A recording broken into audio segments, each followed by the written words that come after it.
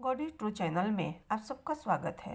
आज हम लोग सुनेंगे माघ पूर्णिमा व्रत की कथा को। पूर्णिमा का व्रत करने से व्यक्ति की सभी मनोकामनाएं पूरी होती है और अखंड सौभाग्य की प्राप्ति होती है। पूर्णिमा व्रत करने पर पूर्णिमा व्रत की पौराणिक कथा को जरूर सुनना चाहिए। तो आइए सुनते हैं माघ पूर्णिमा व्रत की पौराणिक कथा को। द्वापर युग में एक बार यशोदा मैया ने भगवान श्री कृष्ण से कहा कि तुम तो पूरे संसार के पालन करता हो।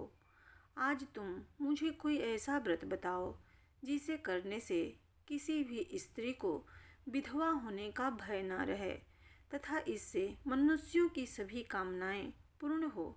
श्री कृष्ण बोले कि हे माता, आपने बहुत ही सुंदर प्रश्न पूछा है। मैं आपको इसके बारे में विस्तार पूर्वक बताता हूँ। सौभाग्य प्राप्ति के लिए महिलाओं को 32 पूर्णमासियों के व्रत को करना चाहिए। इससे उनकी सभी मनोकामनाएं पूर्ण होती है और उन्हें सौभाग्यवती होने का आशीष मिलता है। अब मैं आपको इससे जुड़ी हुई कथा सुनाता हूँ। इस भूमंडल पर एक अत्यंत प्रसिद्ध राजा चंद्रहास से पालित अनेक प्रकार के रत्नों से परिपूर्ण कार्तिका नाम की एक नगरी थी। वहाँ एक धनेश्वर नाम का ब्राह्मण था और उसकी स्त्री अति सुशीला रूपवती थी। दोनों ही उस नगरी में बड़े प्रेम के साथ रहते थे। घर में धन्य धान आदि की कमी नहीं थी, लेकिन उनको एक बड़ा दुख था कि उनकी कोई संतान नहीं थी। इस कष्ट से वह अत्यंत दुखी रहते थे। एक दिन एक बड़ा तपस्वी योगी उस नगरी में आया। वह योगी उस ब्राह्मण के घर को छोड़कर अन्य सब घरों से भिक्षा लाकर भोजन किया करता था, लेकिन रूपवती से वह भिक्षा नहीं लिया करता था। एक दिन वह किसी अन्य घर से भिक्षा लेकर गंगा किनारे जाकर भिक्षान को प्रेम पूर्वक खा रहा था। तभी धनेश्वर ने योगी को देखा और अपनी भिक्षा के अनादर से दुखी होकर योगी से बोला, महात्मन, आप सब घरों से भिक्षा लेते हैं, परंतु मेरे घर की भिक्षा कभी भी नहीं लेते। इसका कारण क्या है? योगी ने कहा कि निसंतान के घर की भीख पतितों के अन्न के तुल्य होती है और जो पतितों का अन्न खाता है वह भी पतित हो जाता है। चूँकि तुम निसंतान हो, अतः पतित हो जाने के भय से मैं तुम्हारे घर की भिक्षा नहीं लेता हूँ। धनेश्वर यह बात सुनकर अपने मन में बहुत दुखी हुआ और हाथ जोड़कर योगी के पैरों पर गिर पड़ा तथा आर्त भाव से कहने लगा, हे महाराज, यदि ऐसा है तो आप मुझको पुत्र प्राप्ति का उपाय बताइए। आप सर्वज्ञ हैं, मुझ पर अवश्य ही यह कृपा कीजिए। धन की मेरे घर में कोई कमी नहीं, परंतु मैं पुत्र न होने के कारण अत्यंत दुखी हूँ। आप मेरे इस दुख का हरण करें, आप समर्थवान हैं। यह सुनकर योगी कहने लगे, हे ब्राह्मण, तुम चंडी देवी की आराधना करो। घर आकर उसने अपनी स्त्री को यह सब वृतांत कहा और स्वयं तप के निमित्त वन में चला गया। वन में जाकर उसने चंडी देवी की उपासना की और उपवास किया। चंडी देवी ने 16वें दिन उसको स्वप्न में दर्शन दिया और कहा, हे धनेश्वर, तुझे पुत्र होगा, परंतु वह 16 वर्ष की आयु में ही मृत्यु को प्राप्त हो जाएगा। यदि तुम दोनों पति पत्नी 32 पूर्णमासियों का व्रत विधि पूर्वक करोगे तो वह दीर्घायु होगा। जितनी तुम्हारी सामर्थ्य हो उतने ही आटे के दिए बनाकर शिव जी का पूजन करना और पूर्णमासी का व्रत रखना। प्रातःकाल होने पर इस स्थान के समीप ही तुम्हें एक आम का वृक्ष दिखाई देगा।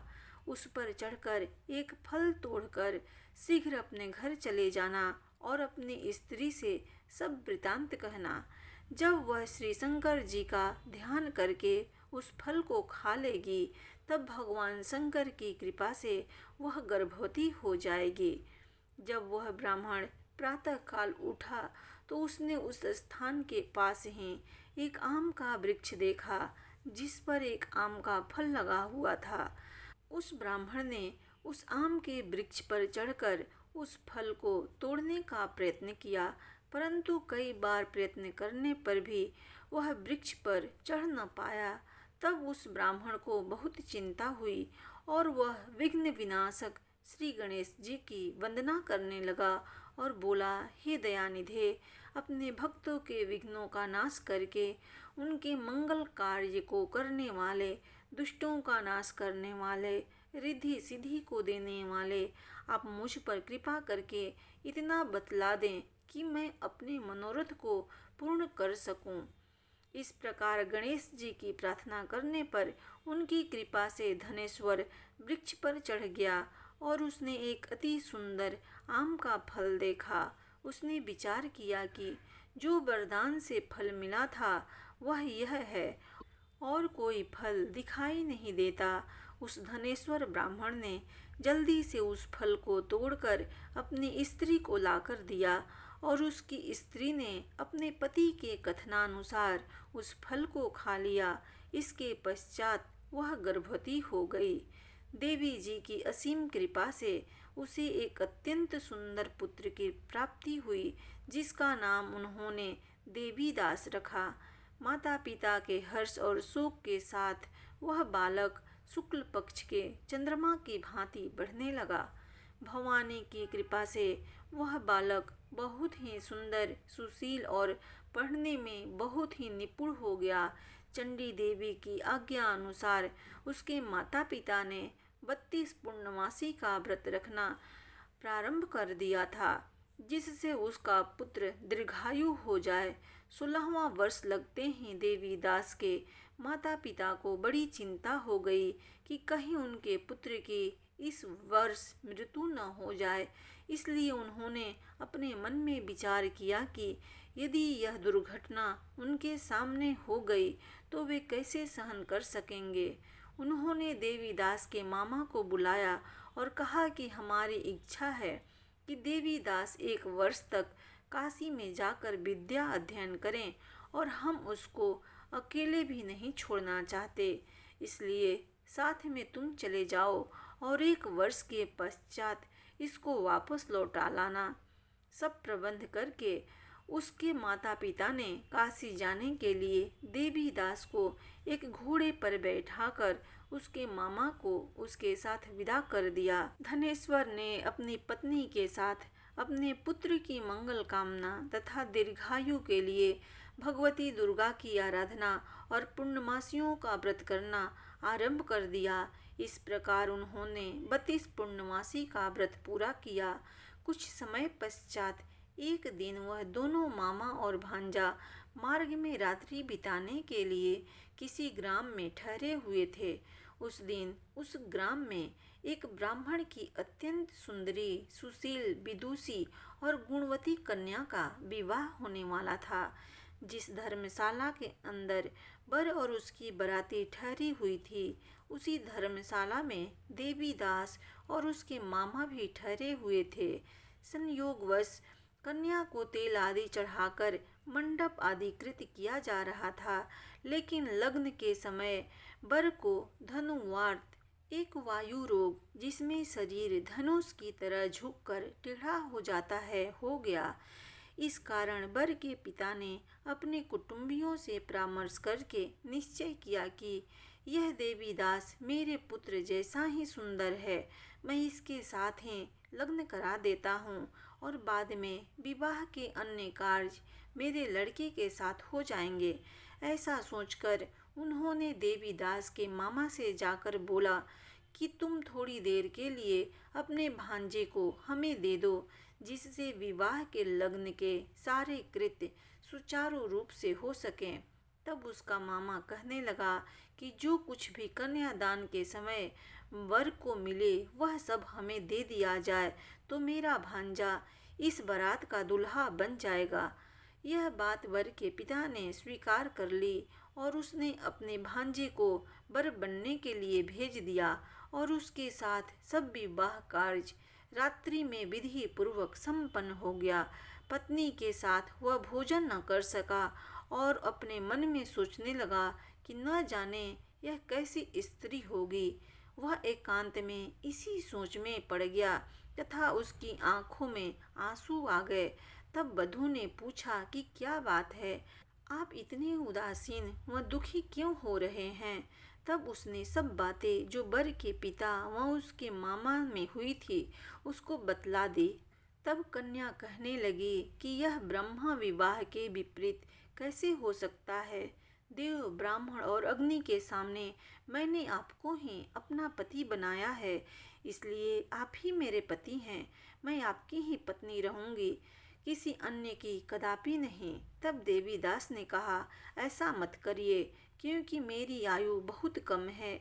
मेरे पश्चात आपकी क्या गति होगी, इन बातों को अच्छी तरह विचार कर लो। परंतु वह दृढ़ विचार वाली स्त्री थी। बोली कि जो आपकी गति होगी वही मेरी गति होगी। हे स्वामी, आप उठिए और भोजन करिए, आप निश्चय ही भूखे होंगे। इसके बाद देवीदास और उसकी पत्नी दोनों ने भोजन किया तथा शेष रात्रि वे सोते रहे। प्रातःकाल देवीदास ने अपनी पत्नी को 3 नगों से जुड़ी हुई एक अंगूठी दी, एक रुमाल दिया और बोला, हे प्रिय, इसे लो और संकेत समझकर स्थित चित हो जाओ। मेरा मरण और जीवन जानने के लिए एक पुष्प वाटिका बना लो, उसमें सुगंधित वाली एक नवमल्लिका लगा लो। उसको प्रतिदिन जल से सींचा करो और आनंद के साथ खेलो कूदो तथा उत्सव मनाओ।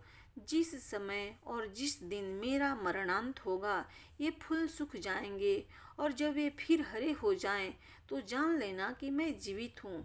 यह समझाकर वह चला गया। प्रातःकाल होते ही वहाँ पर गाजे बाजे बजने लगे और जिस समय विवाह के कार्य समाप्त करने के लिए वर तथा सब बाराती मंडप में आए तो कन्या ने वर को भली प्रकार से देखकर अपने पिता से कहा कि यह मेरा पति नहीं है। मेरा पति वही है जिसके साथ सत्र में मेरा पाणी ग्रहण हुआ था। इसके साथ मेरा विवाह नहीं हुआ है। यदि यही वही है तो बताएं कि मैंने इसको क्या दिया। मधुपर्क और कन्यादान के समय जो मैंने भूषण आदि दिए थे उन्हें दिखाएं तथा रात में मैंने क्या गुप्त बातें कही थी वह सब सुनाएं। पिता ने उसके कथनानुसार वर को बुलवाया गया। कन्या की यह सब बातें सुनकर वह कहने लगा कि मैं कुछ नहीं जानता। इसके पश्चात लज्जित होकर वह वहाँ से चला गया और सारी बारात भी अपमानित होकर वहाँ से लौट गई। भगवान श्री कृष्ण बोले, हे माता, इस प्रकार देवीदास काशी विद्या अध्ययन के लिए चला गया। जब कुछ समय बीत गया तो काल से प्रेरित होकर एक सर्प रात्रि के समय उसको डसने के लिए वहाँ पर आया। उस विषधर के प्रभाव से उसके शयन का स्थान चारों ओर से विष से विषैला हो गया, परंतु व्रत के प्रभाव से उसको काट न पाया, क्योंकि पहले ही उसकी माता ने 32 पूर्णमासी का व्रत कर रखा था। इसके बाद मध्याह्न के समय स्वयं काल वहाँ पर आया और उसके शरीर से उसके प्राणों को निकालने का प्रयत्न करने लगा, जिससे वह मूर्छित होकर पृथ्वी पर गिर पड़ा। भगवान की कृपा से उसी समय पार्वती जी के साथ भगवान शंकर वहाँ पर आ गए। उसको मूर्छित दशा में देखकर पार्वती जी ने भगवान शंकर से प्रार्थना की कि हे प्रभु, इस बालक की माता ने पहले 32 पूर्णमासी का व्रत किया था, जिसके प्रभाव से हे भगवान आप इसको प्राणदान दें। भवानी के कहने पर भक्त वत्सल भगवान शिव ने उसको प्राणदान में दे दिया। इस व्रत के प्रभाव से काल को भी पीछे हटना पड़ा और देवी दास स्वस्थ होकर बैठ गया। उधर उसकी स्त्री उसके काल की प्रतीक्षा किया करती थी। जब उसने देखा कि उस पुष्प वाटिका में पत्र पुष्प कुछ भी नहीं रहे तो उसको अत्यंत आश्चर्य हुआ और वह वैसे ही हरी भरी हो गई, तो वह जान गई कि वह जीवित हो गए हैं। यह देखकर वह बहुत प्रसन्न मन से अपने पिता से कहने लगी कि पिताजी, मेरे पति जीवित हैं, आप उनको ढूंढना शुरू करें। जब 16वां वर्ष व्यतीत हो गया तो देवीदास भी अपने मामा के साथ काशी से चल दिया। इधर उसके ससुर उसे ढूंढने के लिए अपने घर से जाने वाले ही थे कि वह दोनों मामा भांजा वहां पर आ गए। देवीदास को आता देखकर उसका ससुर बड़ी प्रसन्नता के साथ अपने घर में ले आया। उस समय नगर के निवासी भी वहां इकट्ठे हो गए और सबने निश्चय किया कि अवश्य ही इसी बालक के साथ इस कन्या का विवाह हुआ था। उस बालक को जब कन्या ने देखा तो पहचान लिया और कहा कि यह तो वही है जो संकेत करके गया था। तदुपरांत सभी कहने लगे कि भला हुआ जो यह आ गया, और सब नगरवासियों ने आनंद मनाया। श्री कृष्ण जी कहने लगे कि इस प्रकार धनेश्वर 32 पूर्णिमाओं के व्रत के प्रभाव से पुत्रवान हो गया। जो भी स्त्रियां इस व्रत को करती है वह जन्म जन्मांतर में वैधव्य का दुख नहीं भोगती और सदैव सौभाग्यवती रहती है। यह मेरा वचन है, इसमें कोई संदेह नहीं है। यह व्रत पुत्र पौत्रों को देने वाला तथा संपूर्ण मनोकामनाओं को पूर्ण करने वाला है। 32 पूर्णिमाओं के व्रत करने से व्रती की सब इच्छाएं भगवान शिव जी पूर्ण करते हैं।